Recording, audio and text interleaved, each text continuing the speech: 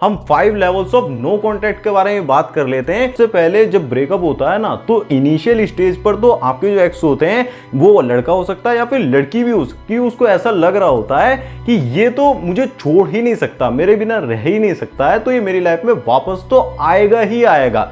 But जैसे जैसे time बीतता है ना, समय बीतता जाता है, सिचुएशन बदलती जाती है, फीलिंग्स चेंज होती जाती है और उसका जो वीक पॉइंट होता है वो पास आता जाता है। उतना ही जिसे कहते हैं उसके दिमाग में कंफ्यूजन सा क्रिएट होने लगता है कि अभी तक तो लग रहा था कि वापस आएगा या नहीं आएगा, और एक तरीके से बहुत ही ज्यादा वो सोचना शुरू कर देता है कि आ भी सकता है, नहीं भी आ सकता है। बट जैसे एक बार वो वीक पॉइंट पार हो जाता है तो बहुत ही ज्यादा अचानक से बेचैन होना शुरू हो जाता है। वहीं से जो भावनाओं का जो सैलाब होता है ना, इमोशंस का तूफान होता है, उसकी वजह से वो पूरी तरीके से हिल जाता है। सेकंड स्टेप में जैसे जैसे टाइम बीतता जाता है ना, अब उसका वीक पॉइंट भी गुजर चुका होता है, तो उसके बाद कहीं ना कहीं उसे आपकी याद आना शुरू हो जाती है। अब अच्छी या फिर बुरी याद, दोनों ही उसको मिक्स याद आ रही होती है।